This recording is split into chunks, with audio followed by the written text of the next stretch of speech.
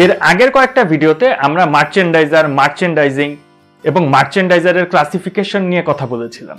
আজকের ভিডিওতে আমরা কথা বলবো মার্চেন্ডাইজার হওয়ার জন্য আপনার কি কি যোগ্যতা থাকা উচিত।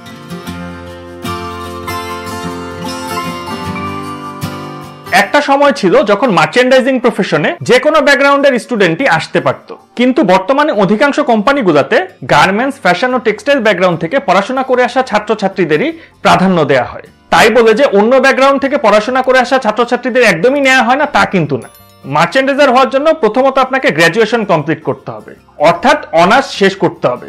এখন আপনি যদি মাত্র এসএসসি শেষ করে থাকেন আর আপনি যদি চিন্তা করে থাকেন যে আপনি ইন ফিউচারে মার্চেন্ডাইজার হবেন এবং আপনার কি নিয়ে পড়াশোনা করা উচিত বা কোন সাবজেক্টে পড়লে আপনি মার্চেন্ডাইজারের চাকরিতে ইন্টারভিউতে এগিয়ে থাকবেন, প্রায়োরিটিতে আপনি এগিয়ে থাকবেন, সেই ক্ষেত্রে আপনার যে সাবজেক্টগুলো আপনি নিতে পারেন, আপনি যদি এইচএসসি পাস করা স্টুডেন্ট হন তাহলে আপনার যে সাবজেক্টগুলো হতে পারে সেটা হচ্ছে apparel manufacturing, knitwear manufacturing, fashion designing কিংবা টেক্সটাইলের যে কোনো সাবজেক্ট। এই রিলেটেড সাবজেক্টগুলোতে যদি আপনি গ্র্যাজুয়েশন করতে পারেন, বিশেষ করে অ্যাপারেল ম্যানুফ্যাকচারিং এ আপনার যদি একদমই ইচ্ছা থাকে যে আপনি আপনার ইউনিভার্সিটি শেষ করার পর আপনি আপনার চাকরি জীবনে আপনি মার্চেন্ডাইজার হবেন, তো সেই ক্ষেত্রে আপনার অ্যাপারেল ম্যানুফ্যাকচারিং কিংবা ফ্যাশন ডিজাইনিং এই দুইটা প্রথমে রাখতে পারেন।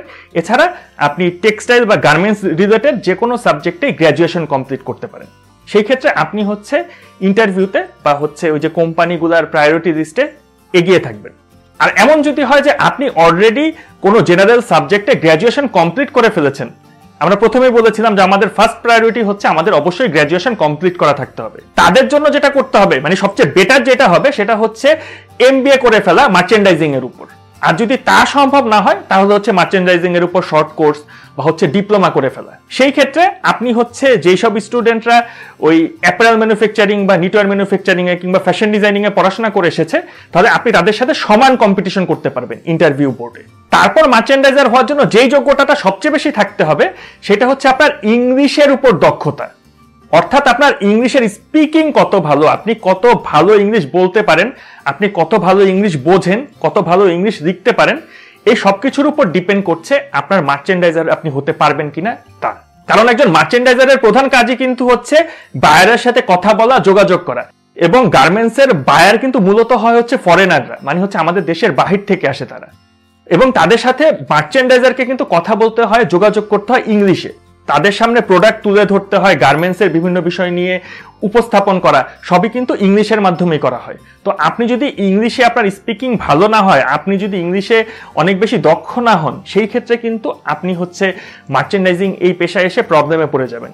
এবং আপনি যখন ইন্টারভিউ দিতে যাবেন সেই ক্ষেত্রেও আপনাকে ইংলিশ স্পিকিংটা সবচেয়ে বেশি দেখা হয়। আপনি কতটুকু পড়াশোনা করে আসছেন মার্চেন্ডাইজিং এর উপর, কতটুকু আপনার পড়াশোনা আছে সেটা দ্বিতীয় পর্যায়ে আসবে। সবার আগে আপনার দেখা হবে যে আপনি ইংলিশে স্পিকিং আপনার কত ভালো, আপনি ইংলিশের লিসেনিং আপনার কত ভালো, আপনি কত ভালো বোঝেন, কত ভালো বলতে পারেন। ইংলিশের পর যেই বিষয়টা সবচেয়ে বেশি গুরুত্ব দিয়ে দেখা হয় সেটা আপনার কম্পিউটার স্কিল। কম্পিউটার স্কিলের মধ্যে আবার দুইটা বিষয় চলে আসছে। একটা আপনার ইন্টারনেট এবং ইমেইলের স্কিল কেমন, আপনি ইমেল চালাচালি কত ভালো করতে পারেন, কারণ আপনার কিন্তু বায়ারের সাথে ইমেলের মাধ্যমেই সবসময় যোগাযোগ করতে হবে। আরেকটা আপনার মাইক্রোসফট অফিসের উপর কেমন দক্ষতা, বিশেষ করে এক্সেল এর উপর আপনার দক্ষতা কেমন। আপনি যখন চাকরির জন্য অ্যাপ্লাই করতে যাবেন এই বিষয়টাও যাচাই করে দেখা হবে। তো আশা করি আপনারা কিছুটা বুঝতে পারছেন যে একজন মার্চেন্ডাইজার হওয়ার জন্য আপনার কি কি যোগ্যতা থাকা উচিত। এবং এ থেকে কিন্তু এও বোঝা যাচ্ছে যে আপনি যদি মার্চেন্ডাইজার হতে চান তাহলে আপনার প্রিপারেশন আপনি কিভাবে নেবেন, আপনি কিভাবে নিজেকে তৈরি করবেন। আজকে যদি আপনি এসএসসি বা এইচএসসি স্টুডেন্ট হন তাহলে আপনার পড়াশোনা কোন লাইনে হওয়া উচিত, এবং আপনি যদি অলরেডি গ্র্যাজুয়েশন কমপ্লিট করে থাকেন তাহলে কোথায় কোথায় আপনার দুর্বলতা আছে।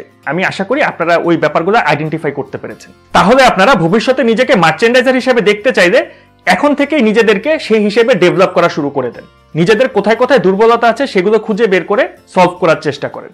আর এর পরের ভিডিওতে আমরা কথা বলবো আপনি মার্চেন্ডাইজার হিসেবে চাকরির জন্য কিভাবে অ্যাপ্লাই করবেন। তো আমাদের পরবর্তী ভিডিও মিস করতে না চাইলে যারা এখনো আমাদের ইউটিউব চ্যানেল সাবস্ক্রাইব করেননি তারা দ্রুত সাবস্ক্রাইব করে ফেলুন। আপনাদের কোনো প্রশ্ন থাকলে আমাদের কমেন্টের মাধ্যমে জানাবেন, এবং ভিডিও ভালো লাগলে অবশ্যই লাইক ও শেয়ার করতে ভুলবেন না। তো আমি নাহিদ হাসান আজকের মতো বিদায় নিচ্ছি। দেখা হবে আগামী ভিডিওতে। সেই পর্যন্ত সবাই ভালো থাকবেন, সুস্থ থাকবেন এবং the creators fashion and technology স্কুলের সাথেই থাকবেন। সবাইকে ধন্যবাদ।